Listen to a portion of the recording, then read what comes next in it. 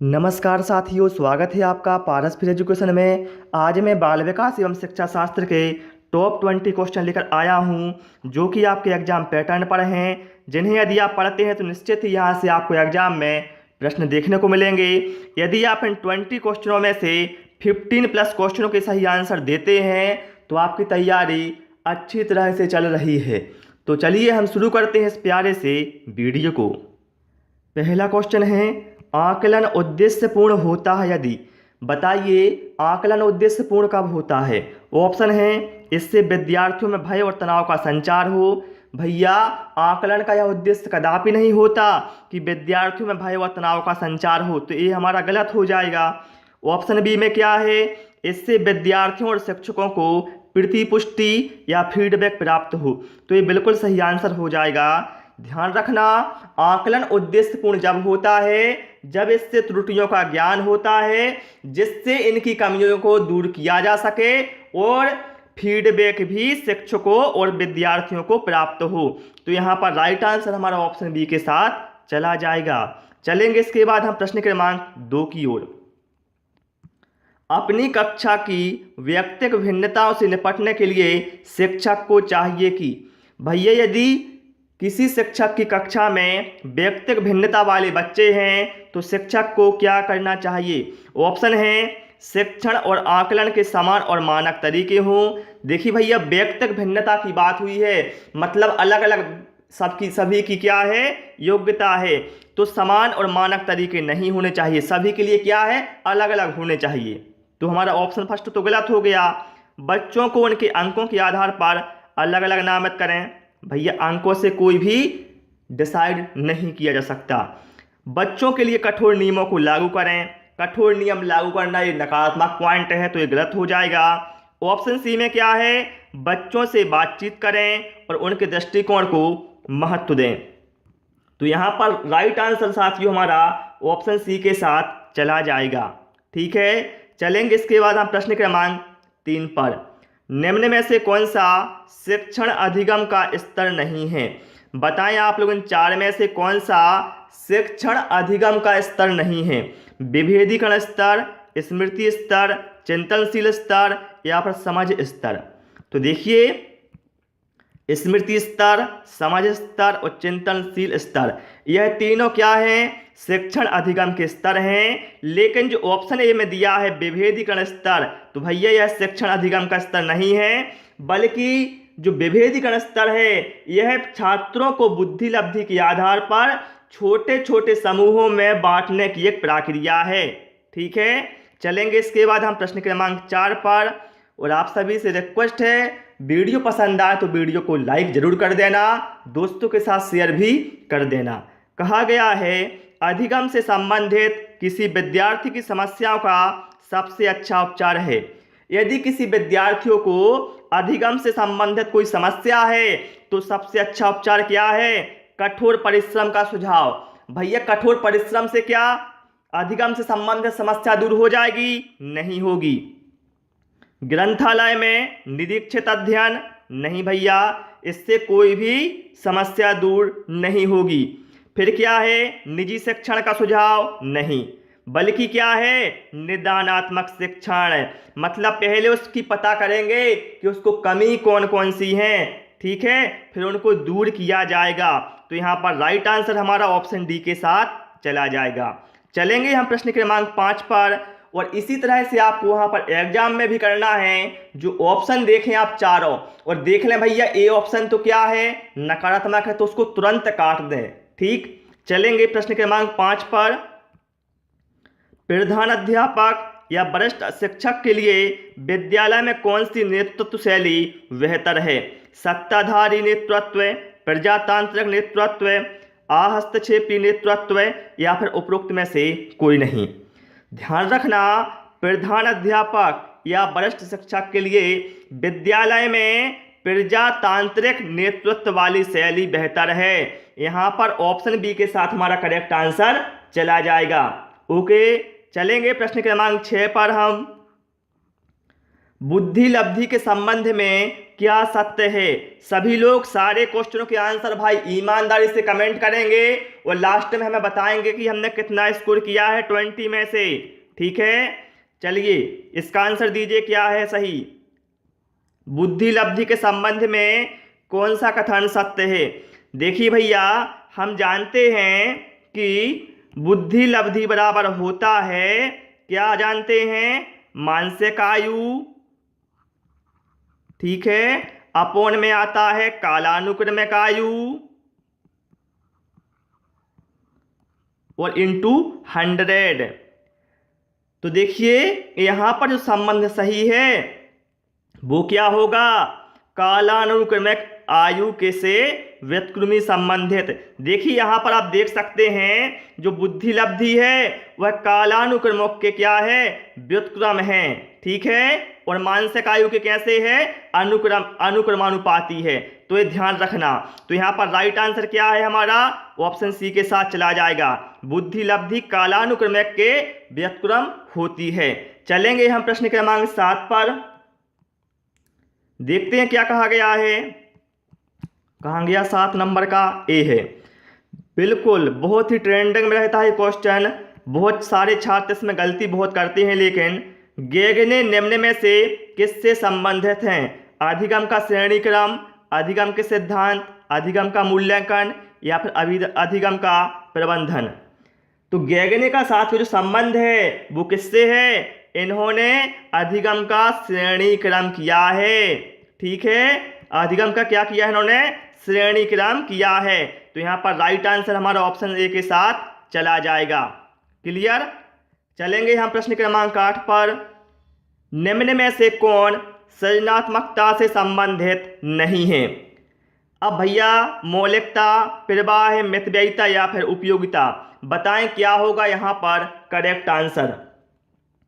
देखिए सृजनात्मकता का अर्थ होता है साथियों नवीन विचार या नवीन उत्पादों का उत्पन्न होना। ये होता है सृजनात्मकता का अर्थ है।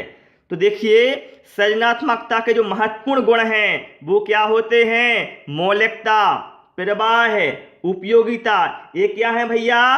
ये इसके महत्वपूर्ण गुण होते हैं। लेकिन जो ऑप्शन सी में दिया है मितव्ययिता, ये संबंधित नहीं है सृजनात्मकता से। तो यही अपना राइट आंसर हो जाएगा ऑप्शन सी। चलेंगे प्रश्न क्रमांक 9 पर। कहा गया है लेव वाइगोत्स्की के समाज सिद्धांत में दृढ़ विश्वास रखने वाले शिक्षक के नाते आप अपने बच्चों के आकलन के लिए निम्नलिखित में से किस विधि को वरीयता देंगे? सहयोगी प्रोजेक्ट, मानकीकृत परीक्षण, तथ्यों पर आधारित प्रत्यास्मरण के प्रश्न या फिर वस्तुपरक बहुविकल्पी प्रकार के प्रश्न।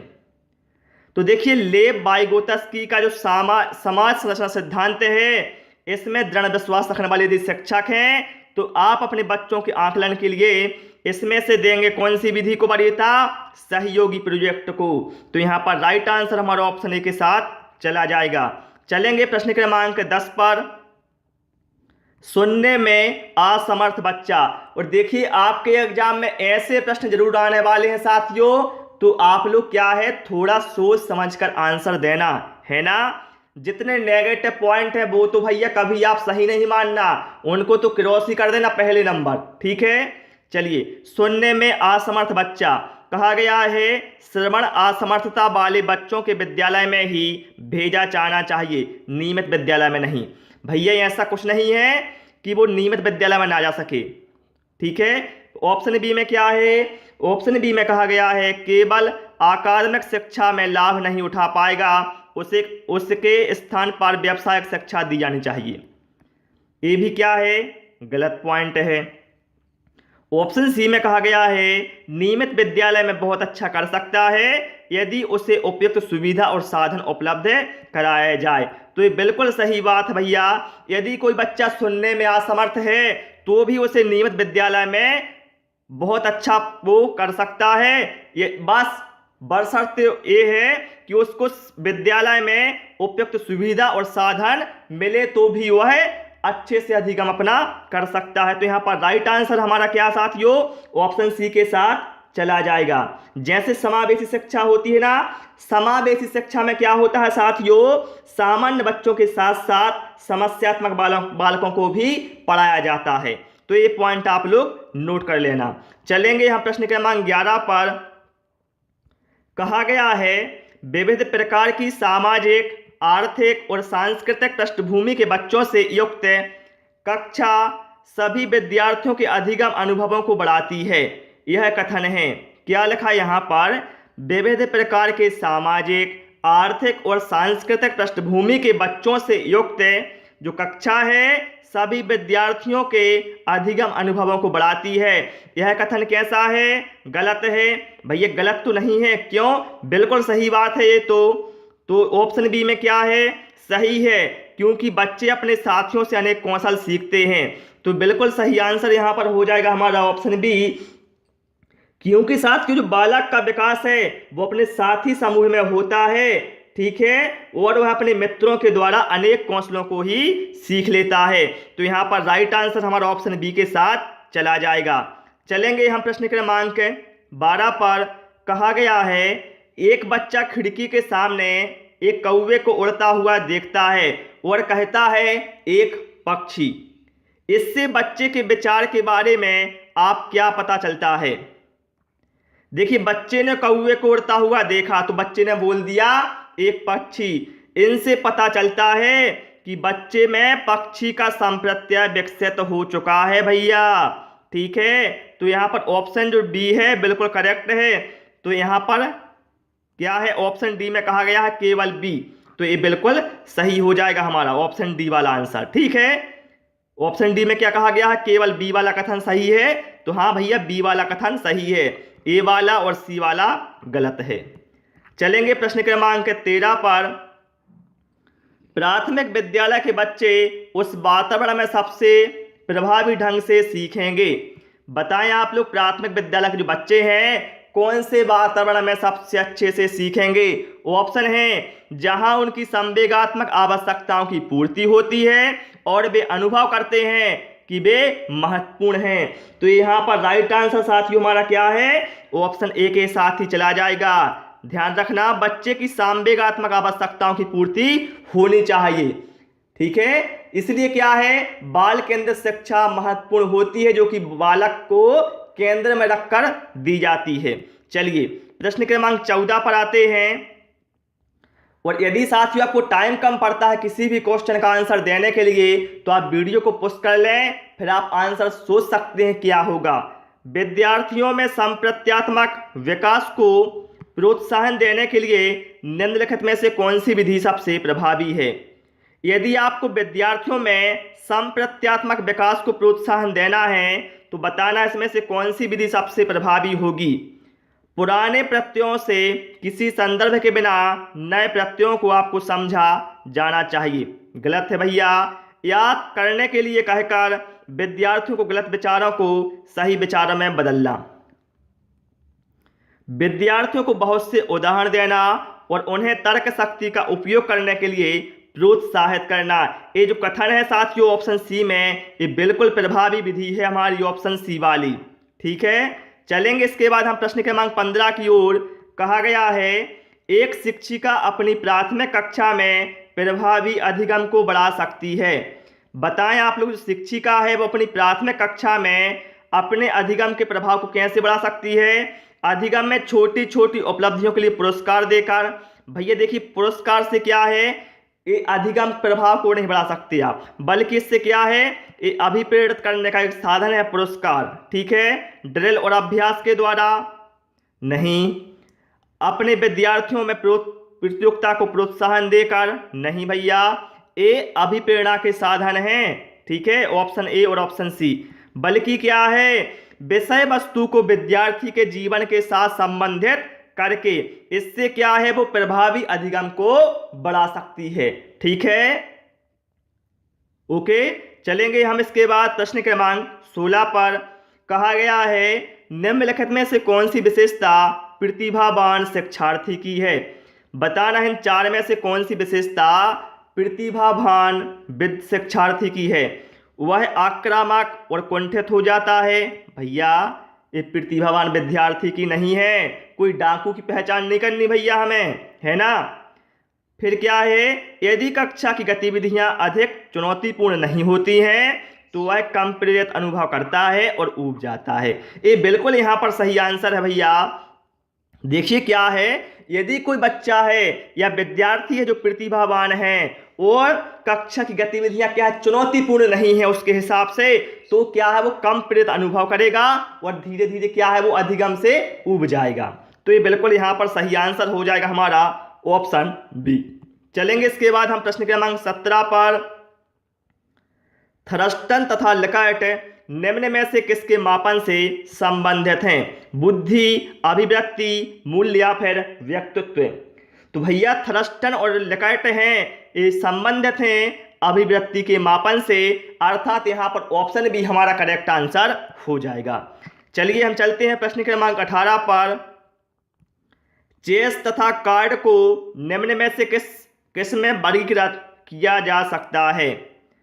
तो भैया चेस और जो कार्ड है इसको वर्गीकृत किया जा सकता है बौद्धिक वाले खेल में। तो यहाँ पर राइट आंसर हमारा क्या है, ऑप्शन बी के साथ चला जाएगा। चलिए प्रश्न क्रमांक 19 पर आते हैं और आप सभी से रिक्वेस्ट है, क्लास पसंद आ रही है भाई तो क्लास को लाइक तो कर दो वीडियो को और शेयर भी कर दो जो भी आपके फ्रेंड हैं। चलिए, चरित्र का विकास कैसे होता है? इच्छा शक्ति से, बर्ताव एवं व्यवहार के द्वारा, नैतिकता के द्वारा या फिर उपरोक्त सभी के द्वारा। ध्यान रखना, चरित्र का विकास साथियों इच्छा शक्ति, नैतिकता, व्यवहार एवं बर्ताव इन सभी से होता है। तो यहाँ पर राइट आंसर हमारा ऑप्शन डी के साथ चला जाएगा। चलिए प्रश्न क्रमांक 20 पर आते हैं। शिक्षक का बर्ताव होना चाहिए, शिक्षक का बर्ताव कैसा होना चाहिए भैया? प्रशासनात्मक, शिक्षाप्रद, आदर्शवादी या फिर निर्देशात्मक? तो आपको इसका आंसर हमें कमेंट बॉक्स में बताना है कि प्रश्न क्रमांक 20 का सही आंसर क्या होगा। ठीक है, तो डियर साथियों आपको क्लास कैसी लगी हमें कमेंट करके अवश्य बताएं और आपने 20 में से कितने क्वेश्चन सही किए हैं वो भी आप हमें कमेंट करके जरूर बताएं। क्लास पसंद आई हो तो आपसे रिक्वेस्ट है कि आप वीडियो को लाइक करें, दोस्तों के साथ शेयर करें और नए नए वीडियो पाने के लिए चैनल को सब्सक्राइब अवश्य कर लें और साथ ही साथ आप बेल आइकन को प्रेस करके ऑल नोटिफिकेशन सेलेक्ट कर लेना, जिससे आपको हर वीडियो का नोटिफिकेशन मिलता रहे। Thanks for watching this video.